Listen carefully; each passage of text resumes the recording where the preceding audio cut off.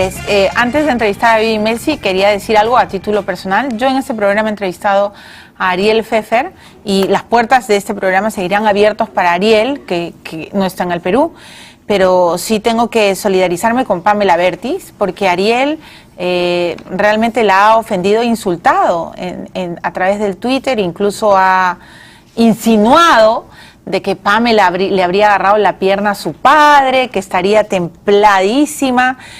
Ahí está este Twitter que sinceramente, fácil, estás enamorada de mi padre, primero le tocaste la pierna en el reportaje y ahora lo ves con ojos de chiquilla templada. O sea, discúlpame Ariel, pero tú que quieres ser periodista, creo que respetos, y dice la sinvergüenza eres tú, presentas pruebas en las que ni tú crees.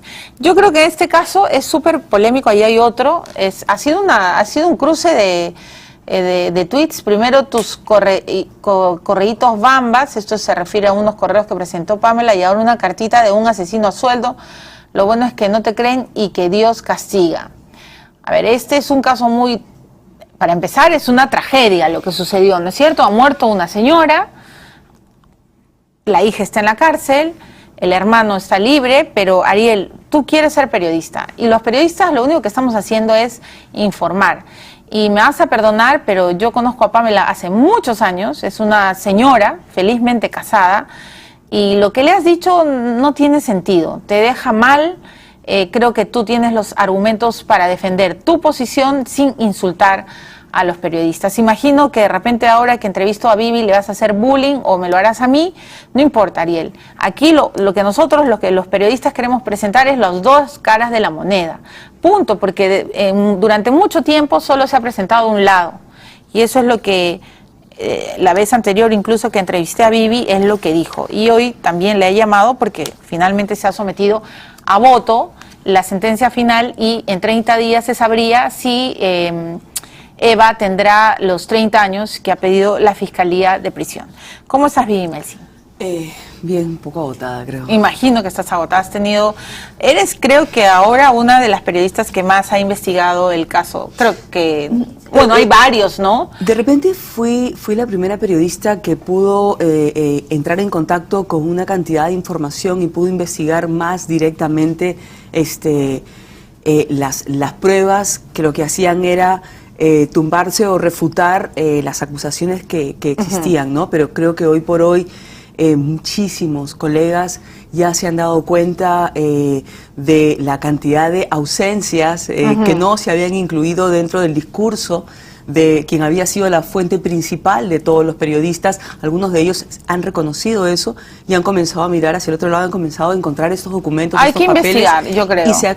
Y han cambiado su posición, no porque alguien te cae bien, no. Acá nosotros, los periodistas, buscamos la verdad. Exacto. Eso es lo que nos motiva. Eso es nuestra pasión. Y nuestros colegas están haciendo exactamente lo mismo. Vivi, yo te quería preguntar, he estado además viendo con mucho interés tus reportajes y además tengo una especie de resumen de lo que se ha ido comentando, pero te quiero preguntar primero a ti. ¿Cuál crees que ha sido la omisión más grave en esta investigación? Porque en reiteradas ocasiones has dicho de que no ha sido bien hecha. ¿Cuál crees que es la...? No lo digo yo, y no lo digo yo. Lo que quiero dejar sumamente en claro, que todo lo que yo digo no es porque a mí se me ocurre, sino porque los mismos jueces en esta sentencia de 219 páginas comienzan la parte ya del dictamen diciendo que ha sido una investigación policial que ha incurrido en negligencias. Exacto. Entonces, no soy medio yo trunca, quien además, lo dice. ¿no? Y lo que dicen específicamente es que no han llegado a investigar esas otras posibilidades. A mí lo que más que pudieron haber conducido a otros culpables. Sí, claro. Y el caso de Moscol es realmente grave, ¿no? Pero no solamente es esa. O sea, acá ha habido temas de amenazas constantes y permanentes a la señora Miriam que finalmente no fueron seguidas. Ha habido el caso de temas de narcotráfico, ¿sí? Donde había un altar, donde estaba la procuradora, la fiscal del tema de drogas con la mafia judía en un altar donde estaban fumando al secretario, a la fiscal. O sea, ahí estamos viendo unas imágenes de... Además está también ahí el abogado Pincus Flint, ¿no? Que está Sonia Medina. Pincus Flint en un lado, en una especie de amarre, no sé si de alguna manera está ligado a esto. Amarre pero romántico de parecía, sí, ¿no? Pero en esta misma mesa, esto, habiendo sido su compañera de estas ceremonias, había sufrido un atentado 2 meses antes o 3 meses antes del asesinato de Miriam. ¿Cómo es posible? La misma policía de la Dirincri pide, y eso yo lo he visto en los expedientes, pide a la Dirandro información si es que Miriam Pfeffer estaba siendo investigada. ¿Y tú sabes lo que responde la Dirandro? ¿Qué dice la Dirandro? Se reserva. ¿Y pero por qué se reserva si ha habido un...? Se reserva y no responde a la petición de la Dirincri. ¿Cómo es posible que con todos estos cabos sueltos se vayan por cuál hipótesis? Por la hipótesis de un anónimo, un lucho que llama para decir que el sicario es, y una suegra en Argentina llama por teléfono y dice, después de 9 meses de su primera llamada, a la última llamada, comienza en junio y termina en enero, y antes de colgar dice, y fue la hija. O sea, la policía, los jueces, la fiscalía se quedan con un anónimo, teniendo todas estas 1, 2, 3, no siguen la investigación de una persona que ha mentido, Julio Moscol, de dónde durmió. ¿Dónde está Julio Moscol, Vivi? Acá en Lima, aparentemente, en un ¿Está departamento. en Lima? Sí, la vez pasada lo llamaron por teléfono de un canal y era su voz, pero él dijo que no era. Creo que fue pero una a mí lo que me reportera parece, bueno, primer Canal 9. punto que este sicario pues ha dado, Trujillo Espinado, cambia de versión todo el día y ahora no se sabe pues si esta carta que acaba de aparecer donde él dice que hay que investigar también a Ariel es cierta. Nos olvidamos de algo que es clarísimo, ¿sí? Y por favor que la gente tenga presente que este hombre, por sobre todas las cosas, es un extorsionador. Sí, claro. ¿Qué es un extorsionador? Es una persona que te amenaza, que te pide, ¿sí?, para poder sacar dinero. Evidentemente esa carta, lo más probable es que sea su último negocio. A ver, el mejor postor, ¿cómo es la cosa? Tengo la prueba. ¿Qué ofrece? Tengo una prueba, tengo un teléfono. ¿Qué es lo que he dicho hoy día? Pues no soy sicario. Ay, sí, claro. O sea, no es. No, entonces claro. Esta carta que mantuvo en vilo al país en los últimos días. Ahora dice que no es sicario. Ahora que no es. Sí. Entonces, ¿cuáles son los cabos sueltos? Si pudieras enumerar los 5 principales que a ti te ha llamado poderosísima, de manera intensa la atención. ¿Cuál es? Una ausencia absoluta de móvil. O sea, un crimen sustentado, ¿sí?, en un móvil que no existe. No existe. El lucro no existe, porque la herencia era de Eva, porque la división y partición de la que se dice estaban esperando que ocurra, ya se había hecho. El único que sostiene en todo el expediente, que sostiene que no se había hecho la división y partición, es ¿quién? Ariel Bracamonte. Pero se había hecho la partición. Y sin embargo, está el documento. Sí, entonces, claro, los documentos existen. ¿Existe móvil para acusar a Eva Bracamonte del asesinato de su madre por lucro? No, porque ya había habido una división y partición, porque ella ya era heredera desde que tenía 15 años, ¿sí? Simplemente su tutora, que era su madre, era la que administraba, y luego ella, antes de irse a Israel, por motivación propia, ¿sí?, le entrega un poder absoluto y general a su madre. Claro, y le dice, puedes hacer lo que quieras con la fortuna que tengo. Ese es el acto supremo de desprendimiento de una persona que le dice, ¿sabes qué? Tú encárgate de esto.